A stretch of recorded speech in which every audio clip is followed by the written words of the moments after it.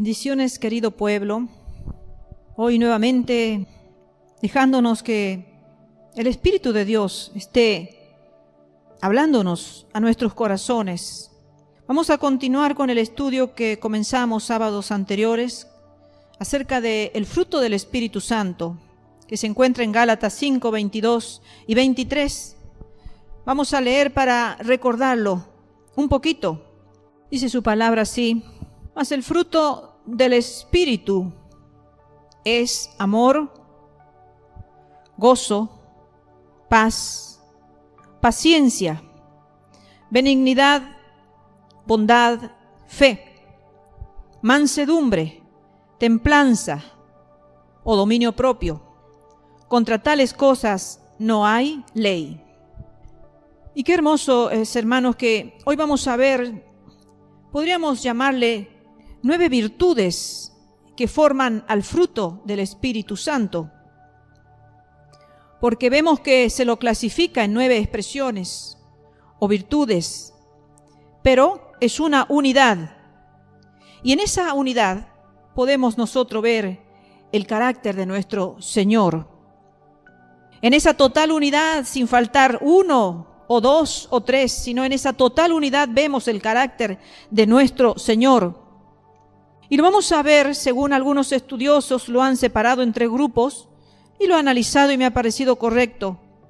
Pero de todas formas, aunque estén separados en 3 grupos, podríamos así expresarlo, decirlo, analizarlo. Meditando podemos ver que los 3 grupos están en una estrecha relación, están conectados entre sí.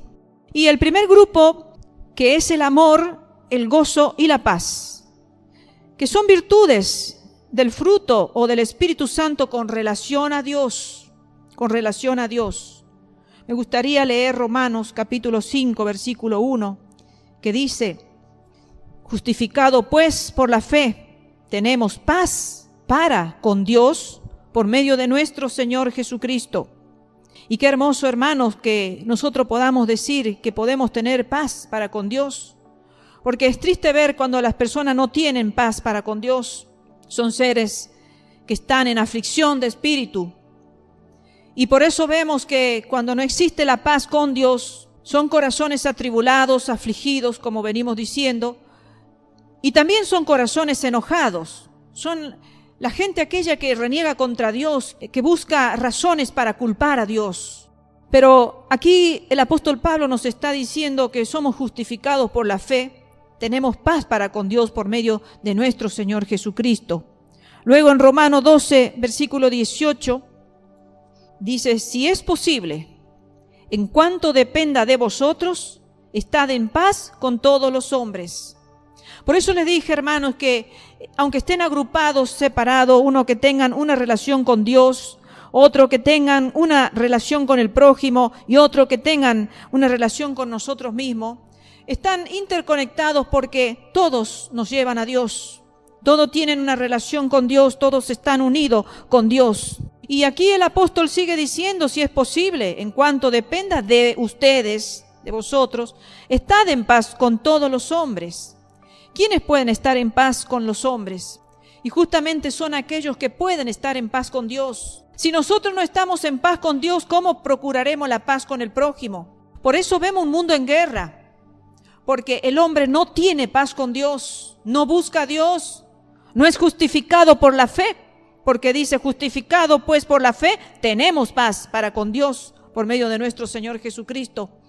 Entonces, no va a haber paz entre los hombres cuando no haya paz con Dios. Y luego Hebreos capítulo 12, versículo 14, también allí el escritor a los hebreos dice: seguid la paz con todos y la santidad, sin la cual nadie verá al Señor. O sea, es un camino que nosotros tenemos que procurarlo, estar en paz con Dios y seguir la paz con todos. Por eso están conectados. Si nosotros logramos estar en paz con Dios, podremos entonces seguir la paz con todos. A veces vemos cristianos enojados, cristianos amargados, cristianos que se nota que no hay paz en sus corazones. Y el Señor nos ha llamado a ser pacificadores. Pero primero tenemos que buscar estar en paz con Dios, para que así nosotros también podamos estar en paz con los hombres. Y luego vamos a ver el segundo grupo, que son las virtudes del Espíritu Santo, del fruto del Espíritu Santo con relación al prójimo. Y allí está la paciencia, la benignidad y la bondad. Santiago capítulo 5, versículos 7 al 11, allí nos expresa lo siguiente con respecto a la paciencia. Por tanto, hermanos, tened paciencia hasta la venida del Señor. Mirad cómo el labrador espera el precioso fruto de la tierra, aguardando con paciencia hasta que reciba la lluvia temprana y la tardía. Tened también vosotros paciencia y afirmad vuestros corazones, porque la venida del Señor se acerca. Hermanos, no os quejéis unos contra otros, para que no seáis condenados. He aquí el juez está delante de la puerta. Hermanos míos, tomad como ejemplo de aflicción y de paciencia a los profetas que hablaron en nombre del Señor. Y aquí tenemos por bienaventurados a los que sufren. Habéis oído de la paciencia de Job y habéis visto el fin del Señor, que el Señor es muy misericordioso y compasivo. ¿Qué nos quiere decir Santiago en estas palabras en donde nos lleva a pensar en la paciencia, a procurarla? Que tomemos el ejemplo de ¿quiénes? De los profetas que hablaron en nombre del Señor. Ellos tenían aflicción, dice, pero tuvieron paciencia. Y qué difícil es tener paciencia en medio de la aflicción, ¿verdad? A veces cuando estamos afligidos queremos una respuesta inmediata. Queremos una respuesta que no tarde, sino una manifestación pronta. Porque la aflicción a veces nos lleva a la impaciencia. Pero aquí dice que tomemos el ejemplo de aquellos profetas que estuvieron en aflicción, pero que hablaron en el nombre del Señor. Y que tomemos también como ejemplo de la paciencia de Job. Porque si nosotros observamos el fin de Job, vamos a poder entender que el Señor fue realmente misericordioso y compasivo. Nosotros si miramos la historia de Job y nos focalizamos en sus comienzos, en el medio, cuando comenzó la tribulación, cuando comenzó el luto, la muerte, la devastación, la enfermedad y todo eso, es difícil hablar de paciencia con tanta carga de tristeza que tuvo que soportar este hombre, con tanto dolor, con tanta pérdida, con tantas acusaciones sobre su vida, sobre su dignidad. Pero sin embargo, cuando nosotros podemos focalizarnos ya en el final de Job, podemos entender que realmente existe un Dios de pura misericordia y de compasión. Por eso no tenemos que entristecernos, hermanos, sino tener paciencia, porque sabemos que vamos a alcanzar la misericordia y la compasión de nuestro Señor si no desmayamos, como dice otro texto. Y luego tenemos la benignidad y la bondad, que se los toma como frutos o virtudes gemelas, o podríamos decir como sinónimos. Leamos Efesios 5:9, porque el fruto del Espíritu es en toda bondad, justicia y verdad. Entonces podemos entender, hermanos, que cuando se ha desarrollado en nuestro interior esa virtud de la bondad o de la benignidad, es porque realmente estamos en el Espíritu. Es porque realmente el fruto del Espíritu Santo se puede hacer notar en nuestras vidas mediante la bondad y mediante la benignidad. Cuando encontramos personas así, y nosotros decimos, qué persona peculiar, qué persona diferente a los demás, tiene una bondad que desborda, tiene una benignidad atípica que no se la encuentra en todas las personas. Es porque esa persona ha dejado que en su espíritu, el Espíritu de Dios, trabaje en esta virtud. Y luego llegamos al tercer grupo de las virtudes del Espíritu Santo con relación a nosotros mismos.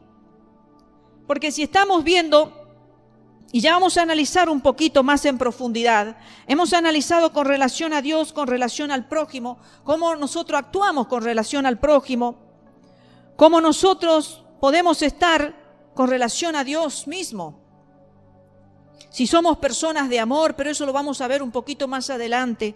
Si somos personas que reflejamos gozo, si reflejamos amor, si reflejamos paz, ahí podemos deducir qué relación tenemos con Dios. Si vemos que somos personas pacientes, con benignidad y con bondad, con relación al prójimo, podemos decir entonces que el fruto del Espíritu Santo está siendo trabajada en el área con el prójimo. Y si nosotros llegamos al tercer grupo de las virtudes del Espíritu Santo con relación a nosotros mismos, habla de la fidelidad, habla de la mansedumbre y de la templanza o del dominio propio. Y me gustaría leer Mateo capítulo 11, versículo 29, cuando allí Jesucristo expresa lo siguiente a través de Mateo y dice: llevad mi yugo sobre vosotros y aprended de mí, que soy manso y humilde de corazón, y hallaréis descanso para vuestras almas. Tenemos que aprender de Jesucristo la mansedumbre, hermanos, porque de esa manera, con ese corazón manso y humilde, como lo manifestó nuestro Señor Jesucristo cuando estuvo aquí en la tierra, dice que de esa forma vamos a hallar descanso para nuestras almas. A veces vemos almas atribuladas, y cuántas veces nosotros mismos no hemos estado atribulados, ¿verdad? Y es como que nos sentimos fatigados, como que nuestro interior está en opresión. Y es porque muchas veces no hemos sabido manejarnos en el camino de la mansedumbre y de la humildad. Por eso es importante pararnos en la vida y tomar conciencia de lo que en sí refleja el fruto del Espíritu Santo. Y si nosotros realmente lo tenemos, porque dice que vamos a hallar descanso, vamos a hallar misericordia y compasión de nuestro Dios. A veces queremos conquistar y pedimos al Señor y decimos: Señor, sabemos que tú tienes misericordia de quien tú quieres tener misericordia, y que tú eres compasivo con quien tú quieres ser compasivo. Y si a ti te place, Señor, tenlo conmigo a la misericordia y a la compasión. Pero ¿cómo somos nosotros ante Dios para poder atrevernos a decirle eso a Dios? Para poder pedirle compasión y misericordia en los momentos que realmente necesitamos misericordia y compasión. Porque aquí hay ciertas reglas que nosotros debemos respetar. Porque si nosotros nos ponemos a analizar, hermanos, así como en el mundo secular existen reglas que no debemos, o leyes que no debemos infringirlas o invalidarlas, y que son reglas que van conduciendo nuestra vida y nos muestran lo que debemos hacer y lo que no debemos hacer, y que fuera de ello nos va a ir mal.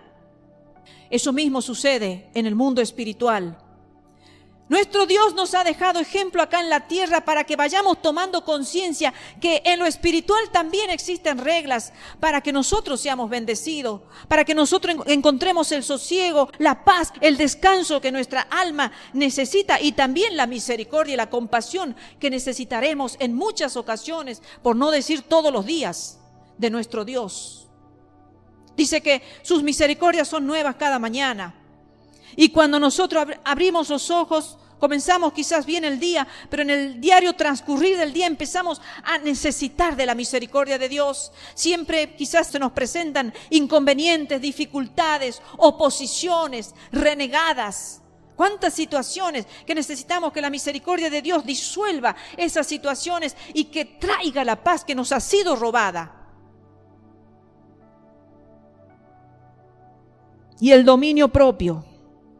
La fidelidad, hermanos, significa, entre los tantos significados, significa verdadero, digno de confianza. Fidelidad, una persona verdadera. Una persona que es digna de confianza es una persona fiel, una persona que se mueve en la fidelidad. Apocalipsis 2:10 dice: no temas en nada lo que vas a padecer. He aquí el diablo echará a algunos de vosotros en la cárcel para que seáis probados y tendréis tribulación por 10 días. Sed fiel hasta la muerte y yo te daré la corona de la vida. Sea en los tiempos de la gracia finales, como ya estamos, hermanos, porque ahora tenemos que hablar así. Ya tenemos que hablar de los tiempos finales de la gracia. O sea, en los tiempos de la gran tribulación, donde alguna parte de la iglesia se va a quedar, pero va a aprender, en ese tiempo va a aprender a ser fiel hasta la muerte. Lo que no ha aprendido en el tiempo de la gracia o en este tiempo final de la gracia, lo tendrá que aprender en el tiempo de la gran tribulación. Va a tener que ser fiel hasta la muerte para poder recibir realmente una recompensa, la corona de la vida, para que muera acá en la tierra, pero tenga la vida eterna. Y si estamos en el tiempo de la gracia final con vida, nosotros ahora también tendremos que aprender a ser fiel hasta la muerte, hermanos. Porque también existe en muchos lugares de la tierra persecución. También hay muchos hermanos que se saludan de esta forma. En vez de saludarse, adiós hermano, Dios los bendiga, ellos se saludan, adiós hermanos, hasta la muerte. Ya lo dije en prédicas anteriores, creo, si mal no recuerdo, que allí en Afganistán los hermanos, eso conmovió a una misionera que fue, y ella esperaba saludarse así con Dios lo bendiga, porque es como una bendición ya a nivel mundial, ¿verdad? Vamos por donde vamos y todos nos saludamos, Dios lo bendiga. O la gracia del Señor sea con vosotros. O tomamos el ejemplo de los saludos del apóstol Juan o del apóstol Pablo, de Santiago, de ellos. Pero ellos se saludan hasta la muerte, porque ellos saben que van a ser fieles hasta la muerte. Entonces ese es su saludo. Esa es su bendición, no les importa la muerte. Para ellos es una honra morir por la causa de Cristo. Para ellos es un alto nivel espiritual ser muertos o torturados por la causa de Cristo. Cuando para nosotros quizás es un miedo y nos asustamos y nos preocupamos de que llegara la persecución. Para ellos que están acostumbrados a vivir en la misma, para ellos es una honra. Han aprendido a valorar el sufrir por la causa de Cristo, los vituperios, aún hasta la muerte como Jesucristo murió. Entonces, queridos hermanos, son virtudes importantes, porque un cristiano que no es verdadero, un cristiano que no es fiel, no es un cristiano. Porque esa es una de las virtudes del fruto del Espíritu Santo. Si un cristiano no es digno de confianza, entonces, hermanos, no es cristiano. Porque son características que nos señalan a nosotros, hermanos. Porque vamos a ver más adelante el texto, pero ahora lo puedo repetir. Por su fruto los conoceréis. Entonces, si no existe esa parte del fruto, esa virtud del fruto, es porque son falsos. Porque cuando allí se está hablando de que por su fruto los conoceréis, está hablando de los falsos profetas, de los falsos pastores. Hermanos, la verdad que cuando hemos comenzado allí con las virtudes, podemos decir, o las expresiones, las manifestaciones del fruto del Espíritu Santo, hemos comenzado con el amor. Es el primero que está en la lista. Y la verdad que cuando comenzamos por el amor es como decir que dicha virtud los contiene a todos los restantes. Porque el amor es la esencia de Dios. Por eso allí en Primera de Juan, capítulo 4, versículo 8 dice: el que no ama, no ha conocido a Dios, porque Dios es amor. Y nos tendríamos que estar preguntando, queridos hermanos, si realmente nosotros amamos. Ayer estaba escuchando un testimonio de un hermano que fue un satanista y que por la gracia de Dios fue rescatado. Y él repitió esta frase que me dejó realmente pensando, porque es una realidad y porque justamente tenía que ver con lo que hoy iba a predicar. Y decía: hay una ley irrefutable en el mundo de las tinieblas. Y esa ley irrefutable en las tinieblas, en el mundo de las tinieblas, es el odio. No hay otra, dice. Cuando un satanista entra en ese camino, cuando una persona entra en el camino de las tinieblas, todas las cosas que se le ofrecen como buenas son disfrazadas, dice él. Porque a la corta o a la larga, todo se manifiesta en odio, todo termina en odio, toda la siembra es en odio. No existe ni un poquitito del más mínimo grado de amor. Esa es la ley. Entonces, también hay una ley irrefutable en el mundo de la luz, en el mundo de los cristianos que nos movemos en la luz, que es Jesucristo, y es el amor. Esa ley es irrefutable, igual que la de las tinieblas. Entonces, queridos hermanos, si nosotros no amamos, es porque no estamos en el reino de la luz. Imposible decir que yo amo a Dios y amo al prójimo y me amo a mí mismo y manifestar ausencia de las virtudes del fruto del Espíritu Santo. Porque el amor es como que lo encierra a todos los otros. Y aunque el amor, podríamos nosotros decir, el fruto del Espíritu Santo es el amor y nada más, lo vamos a ver como fue puesto en la Biblia realmente, considerado por el apóstol Pablo allí en Gálatas. Lo vamos a ver realmente así en esa clasificación, podríamos decir, en ese contenido, porque muchos creen que amar tiene una sola manifestación. Pero acá el apóstol Pablo va mostrando virtudes y virtudes y virtudes que componen al fruto del Espíritu Santo, en donde nos hacen entender, a ver, momentito, ¿tienes templanza? A ver, momentito, ¿tienes mansedumbre? ¿Tienes fe? ¿Tienes bondad? ¿Benignidad? ¿Paciencia? ¿Paz? ¿Gozo? Y una muy importante que me olvidé de nombrarla fue la fe. Fundamental, queridos hermanos. Fundamental la fe. ¿Tienes fe? ¿Puedes creer? ¿Puedes creer realmente que eres justificado por la sangre del Cordero Santo? Sin fe es imposible agradar a Dios, dice su palabra. Entonces, queridos hermanos, estemos atentos en nuestras vidas realmente qué es lo que está emanando de nuestro interior. Analicemos nuestro interior y veamos realmente qué es lo que hay dentro de nosotros. Allí en 2 de Juan capítulo 1, versículos 5 al 6 y luego el versículo 8 dice: y ahora te ruego, Señora, no como escribiéndote un nuevo mandamiento, sino el que hemos tenido desde el principio, que nos amemos unos a otros. Y este es el amor, que andemos según sus mandamientos. Este es el mandamiento, que andéis en amor, como vosotros habéis oído desde el principio. Y el versículo 8 dice: mirad por vosotros mismos, para que no perdáis el fruto de vuestro trabajo, sino que recibáis galardón completo. Para que no perdáis el fruto de vuestro trabajo. O sea, hermanos, que lo que produce en nosotros el poder obrar en justicia, el que produce en nosotros el fruto en todas las áreas de nuestra vida, es el fruto del Espíritu Santo obrando en nosotros.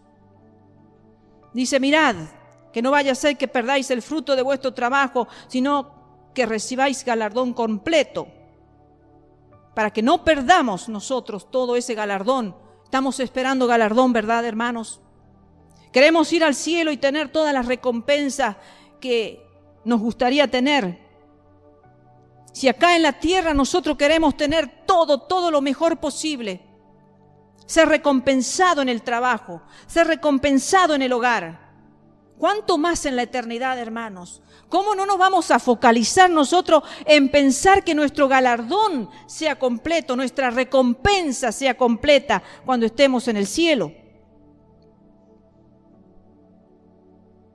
Y luego, dice 1 Corintios capítulo 12, versículo 31, dice: procurad pues los dones mejores, mas yo os muestro un camino aún más excelente.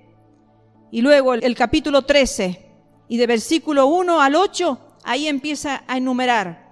Este camino de excelencia dice: si yo hablase lenguas humanas y angélicas y no tengo amor, vengo a ser como metal que resuena o címbalo que retiñe. Y si tuviese profecía y entendiese todos los misterios y toda ciencia, y si tuviese toda la fe, de tal manera que trasladase los montes y no tengo amor, nada soy.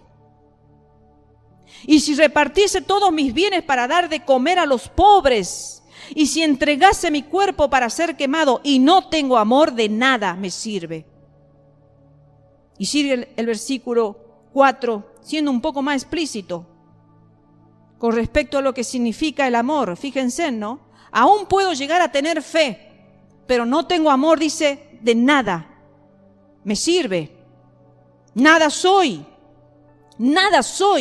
si no tengo el amor, porque la fe tiene que ir acompañada con el amor.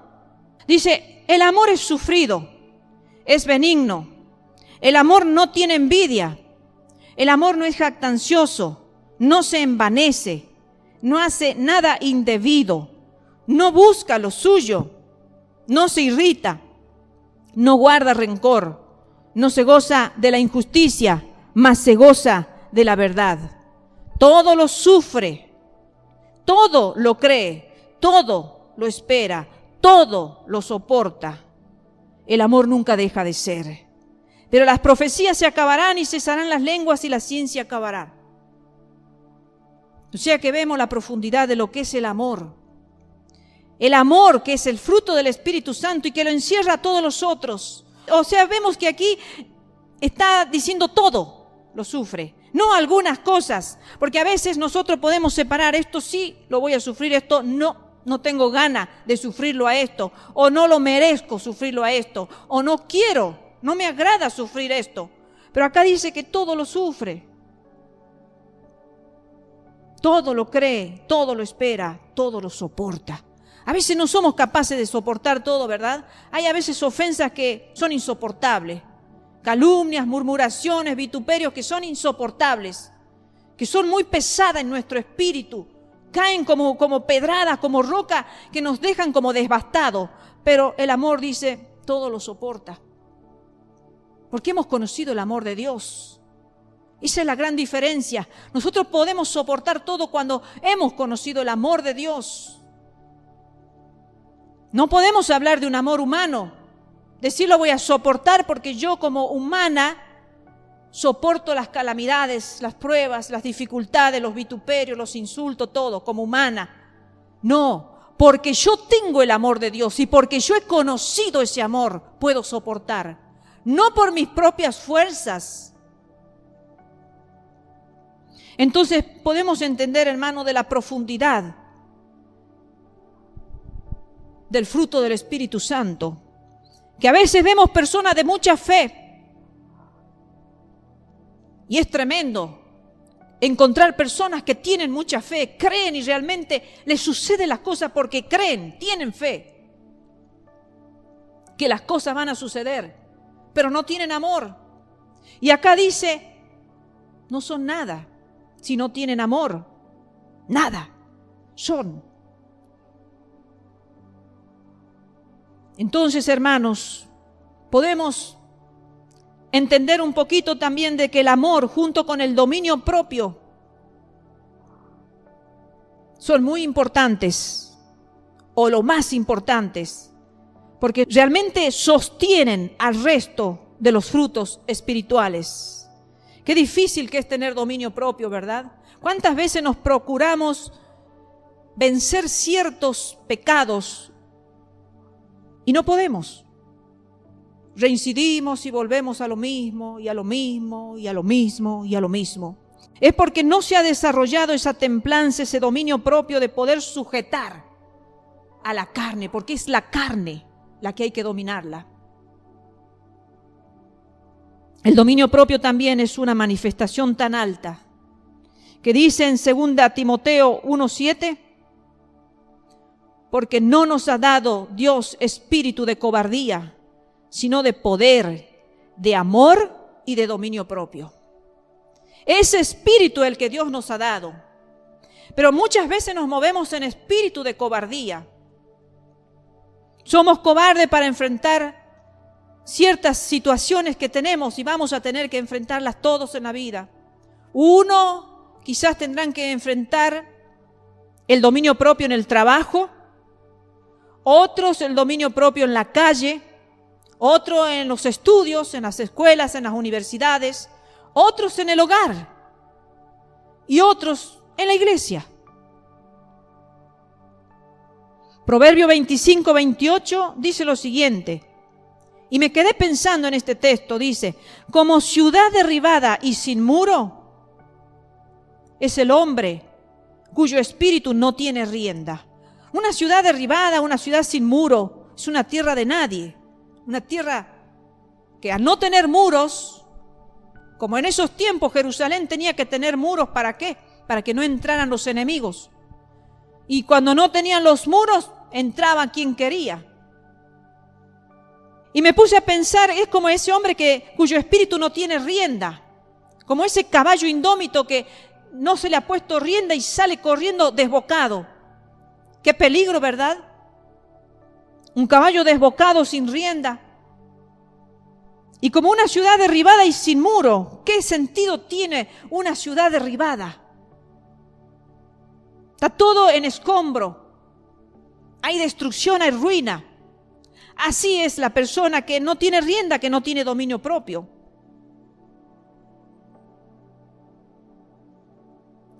Y luego 1 Corintios capítulo 9, versículo 26 y 27, dice, así que yo de esta manera corro, el apóstol Pablo está hablando, dice, no como a la aventura, de esta manera peleo no como quien pelea al aire, sino que golpeo mi cuerpo y lo pongo en servidumbre, no sea que habiendo sido heraldo para otros, yo mismo venga a ser eliminado. O sea, miren qué importancia que tiene el dominio propio de la carne. Porque si él no lograba sujetarla a la carne, dice, no vaya a ser que no habiendo podido sujetarla y ponerla en servidumbre a esta carne, a este cuerpo, puedo llegar a ser eliminado. Puedo llegar a perder la salvación. Porque él estaba corriendo una meta espiritual. Él no estaba corriendo una carrera terrenal, por un premio, por una medalla terrenal. Él estaba corriendo una carrera espiritual. Entonces, si nosotros estamos corriendo en esta vida, esta carrera espiritual para llegar a la meta, al supremo llamamiento, para luego ya poder pasar a la eternidad, aprobados, seguros, confiados que las puertas del cielo serán abiertas y que nuestro Jesús nos recibirá y que nos dará la recompensa, tenemos que tener dominio propio. Dominarla a la carne con todas sus pasiones. Golpearla a esa carne que a veces dura. A la carne no le importa el bien. La carne nunca va a estar inclinada al bien, porque está en lucha con lo espiritual. Carne contra espíritu. Entonces a la carne siempre hay que tenerla ahí sujeta. Cada uno en lo que sabe que tiene que golpearla. Cada uno sabe cuáles son las inclinaciones de esta carne. Entonces, hermanos, si nosotros logramos entender y vivir en el amor y en el dominio propio, va a ser más fácil que podamos desarrollar el resto del fruto del Espíritu, que es amor, gozo, paz, paciencia, benignidad, bondad, fe. Qué hermoso, hermanos, ¿verdad? La mansedumbre, la templanza o el dominio propio. Qué hermoso es lograr alcanzar el gozo en medio de las aflicciones, ¿verdad? El gozo, cantar en medio de, como cantaban allí en las prisiones los discípulos del Señor cuando estuvieron presos. Pablo y Silas, allí cantando con cadenas, seguramente con azotes en su cuerpo, Y podrían haber tenido miedo, ¿verdad?, de qué sería de su porvenir. Pero sin embargo, si ellos cantaban es porque tenían gozo en su corazón, tenían paz en su corazón, tenían amor hacia sus enemigos, no estaban vociferando insultos ni enojos contra los que lo habían tomado en prisión. Tenían paciencia de que algo el Señor iba a hacer con ellos. Eran buenos, bondadosos. No andaban ahí en pleitos, en rencillas, tratando de pelear, que tienen vos la razón, que yo no, yo la tengo, que tenían fe. Eran hombres de fe, de mansedumbre y de dominio propio. La estaban sujetando a la carne en esos momentos en donde podrían haber dicho tantas cosas, ¿verdad? Entonces, queridos hermanos, podemos entender la importancia del fruto del Espíritu Santo, de tomar conciencia del fruto del Espíritu Santo. Por eso Jesús enfatizó y resumió los mandamientos en 2. Allí en Mateo 22, 36 al 39, cuando dice, se le acerca un estudioso, un hombre, dice, ¿cuál es el gran mandamiento en la ley? Y Jesús le dijo, amarás al Señor tu Dios con todo tu corazón y con toda tu alma y con toda tu mente. Este es el primero y grande mandamiento. Y el segundo es semejante. Amarás a tu prójimo como a ti mismo. Era importante que se entendiera que todos los mandamientos estaban resumidos en el amor. No tienen que ver con otras cosas los mandamientos, es puro amor, hermanos.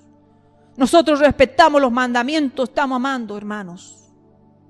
Estamos amando a Dios en primer lugar y estamos amando a nuestro prójimo. Y hay 3 niveles a los cuales se puede llevar un fruto. Y en Marcos 4:20, allí lo expresa a un 30%, a un 60% y a un 100%. Y 6 áreas, podríamos decir, en las cuales nosotros podemos llevar el fruto del Espíritu Santo. El área espiritual, que esto lo vamos a lograr con una vida de búsqueda de Dios constante mediante la oración, mediante el estudio de la palabra y en intimidad con Dios. De otra forma, el fruto en el área espiritual no va a crecer si no tenemos esa búsqueda constante de Dios mediante la oración y el estudio de la palabra con intimidad con Dios. Y esto a su vez nos va a mostrar o es una señal, podríamos decir, del fruto del Espíritu Santo. La persona que no desea estar en comunión, en intimidad con Dios, tiene esta área débil, podríamos decir. Personas que no desean orar, que no desean leer la Biblia, no desean conversar con Dios en la intimidad. Tienen que rever su parte espiritual, porque el fruto del Espíritu no está desarrollándose en esa área. En lo personal, cuando cambiamos hábitos, estilos de vieja manera de vivir, hermanos. A veces no queremos despojarnos de la vieja manera de vivir, no queremos cambiar hábitos que han sido malos. Porque hay hábitos que son buenos, pero hay hábitos que son malos y hay que despojarse de todo lo que hemos descubierto que es malo. Que no nos deja a nosotros vivir en armonía, no nos deja a nosotros vivir en paz. Los unos con los otros, ni estar en paz con Dios. Entonces, hermanos, si nosotros no aprendemos a despojarnos de esa vieja manera de vivir, no vamos a poder dar frutos. Pero sí vamos a poder dar fruto en lo personal si hacemos realmente lo que tenemos que hacer, revestirnos del nuevo hombre en justicia y en santidad de la verdad. Romanos 6:22 dice, mas ahora que habéis sido libertados del pecado y hechos siervos de Dios, tenéis por vuestro fruto la santificación y como fin la vida eterna. Fíjense, hermanos, tenemos el fruto de la santificación. O sea, cuando nosotros veamos que hemos logrado santificar nuestras vidas, hermanos, eso es un fruto maravilloso. Estamos mostrando nosotros que realmente somos hijos de Dios, somos siervos de Dios. Aquí está diciendo, Pablo está diciendo, mas ahora que habéis sido libertados del pecado y ahora son hechos siervos de Dios. Ya no somos siervos del mundo, ya el mundo no es nuestro amo. Ya ahora nosotros tenemos un Adonai, un jefe, que es Él el que maneja y dirige nuestras vidas. ¿Cuántas veces nos erigimos aquí nosotros como autoridad y queremos enseñorearnos de las personas y queremos ser jefe y la última palabra ser la nuestra y no dar lugar a que los demás piensen ni opinen ni nada? Ahora, cuando somos hijos de Dios, pasamos a ser siervos de Dios. Y si somos siervos de Dios acá en la tierra, ¿qué corazón tenemos para vivir en familia, para vivir en la iglesia, para vivir en el trabajo? Dice que tenéis entonces, si ahora sois siervos de Dios, entonces tenéis por vuestro fruto la santificación. Ahora sí pueden decir que sus vidas están santificados. Y como fin, la vida eterna. ¡Qué hermoso, hermanos! ¡Qué hermoso es poder tener en cuenta esto, que podemos asegurar nuestra vida eterna, hermano, sabiendo que hemos logrado la santificación! Y esto es lo mismo, exactamente lo mismo que Gálatas 5, 22 y 23 dice. La santificación es lo que Gálatas expresa en el capítulo 5 y versículo 22 y 23. Si nosotros logramos el fruto del Espíritu Santo, hermano, estamos en santificación. Hemos logrado la santificación, el fruto de la santificación. Y luego en el hogar, si mantenemos el orden establecido por Dios en cada miembro de la familia, entonces nuestro hogar va a ser el reflejo del fruto del Espíritu Santo, morando en la vida de cada integrante de la misma. 1 Corintios capítulo 11, versículo 3 dice, el apóstol Pablo dice, pero quiero que sepáis que Cristo es la cabeza de todo varón, y el varón es la cabeza de la mujer, y Dios la cabeza de Cristo. Ese es el orden establecido en su palabra. Si nosotros mantenemos ese orden establecido, cada miembro ubicándose, hermanos, según el orden divino y no según el orden humano o según las debilidades, porque a veces por ser cobardes, por tener espíritu de cobardía, hermanos, justamente es que no se sabe uno posicionarse en una familia. Posicionarse con amor, con el fruto del Espíritu Santo. No con arrogancia, ni con soberbia, ni con orgullo, sino posicionarse con todo el fruto del Espíritu Santo, hermanos. Porque ahí vamos a tener la aprobación de Dios, ahí va a haber armonía en el hogar, ahí va a haber paz en el hogar. Ahí va a haber misericordia y compasión de parte de Dios en el hogar. Los hijos en su posición, los esposos en su posición, los padres en su posición, los hermanos en su posición, todos operando con el fruto del Espíritu Santo, queridos hermanos. El área del ministerio, Jesús nos enseñó que podemos reconocer lo verdadero de lo falso por sus frutos. Por sus frutos los conoceréis. Dice Mateo capítulo 7, 15 y 16, recién lo nombré, dice, guardaos de los falsos profetas que vienen a vosotros con vestidos de oveja, pero por dentro son lobos rapaces, por su fruto los conoceréis. ¿Acaso se recogen uva de los espinos o higo de los abrojos? Entonces miren la importancia, hermano, para conocer un falso de un verdadero, va a ser a través del fruto que lo hemos hablado el sábado anterior cuando hemos tocado el tema también del fruto del Espíritu Santo. En el ministerio podremos darnos cuenta entonces por los frutos que vayan ellos produciendo. Y en el área del servicio, una persona, hermanos, que está agradecida con Dios, con la obra que Jesucristo hizo en la cruz del Calvario, redimiéndonos del reino de la perdición. Entonces esa persona, cuando está agradecido, lo va a servir. Porque el fruto del Espíritu Santo va a estar obrando para que pueda ser un corazón agradecido y entonces va a obrar en el servicio. Una persona que no da fruto es porque no ha desarrollado el mismo ni tampoco los dones. Que está para hablarlo en otro tiempo, hablar de los dones. Pero el que no se involucra en el servicio es una persona ingrata. Una persona desagradecida. No ha conocido el amor, el sacrificio, la entrega que Jesucristo hizo por nuestras vidas, el vituperio que sufrió en la tierra, la vergüenza que pasó. Y sin embargo Jesucristo sirvió todo el tiempo que estuvo en el ministerio del servicio. Tuvo un tiempo el Señor para servir en la tierra. Y en ese tiempo que estuvo preparándolo allí a los discípulos también, los sirvió con todo su corazón y con todo su amor al Padre.